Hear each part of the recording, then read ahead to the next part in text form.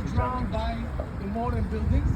Part of the development of this area is what we have here in front of us, which is another example of a historical building, monumental building that was actually rebuilt with very, very strict preservation guidelines. Thank you. And I'm talking about what used to be the Palace Hotel. The Palace Hotel inaugurated in 1929. Okay, so we're in the same years of YMCA and the King David Hotel.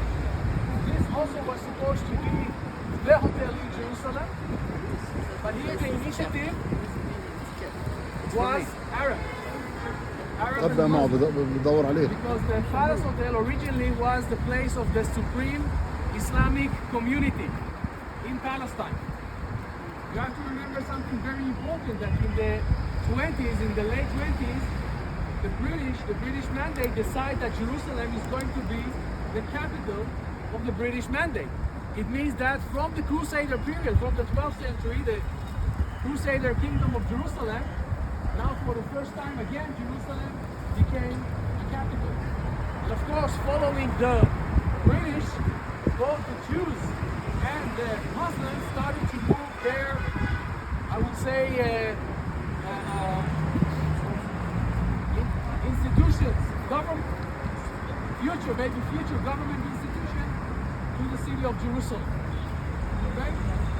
And this initiative of the Palace Hotel was done by not less than the Mufti of Jerusalem, the highest Muslim authority, Hajj Amin al-Husseini, in Jewish eyes, notorious leader because he also cooperated with Hitler during the Second World War. He visited Berlin, and eventually he was expelled from here by the British. But basically the hotel was a Palestinian. After the opening of the King David Hotel, actually the Palace Hotel was in the shadow of the King David, and it never reached the position to become the hotel in Jerusalem. What you can see here, that when they built the new wings of the Waldorf Astoria, which is an initiative of two ultra-religious American, ultra-Orthodox religious Jews, so it's a very kosher hotel, a very, very luxurious one. The idea was to preserve the historical facade. After the establishment of the State of Israel, the hotel was confiscated by the state, and for many years these were the offices of Misrad Tamat, the Office for Industry and Commerce, before it became back again in private hands and became again a hotel, in this time a Jewish hotel, an Orthodox hotel. Another important piece of information related to the hotel: during 1937, the Peel Committee was operating from here. And there's a very interesting story. The engineer, the architect who planned the museum, the hotel, his name was Baruch Katinga, very famous one, and what will later become the intelligence unit of the IDF. In those times it was called the SHAI, the Sherut Yediot, the service of the information.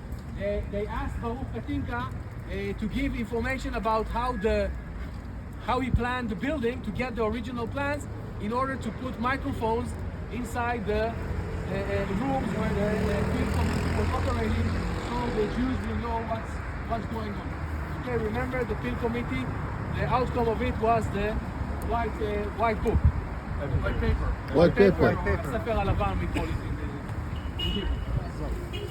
Okay? So the story of the Waldorf Astoria, or the Palace Hotel. How much? We are also located. How much of this is original?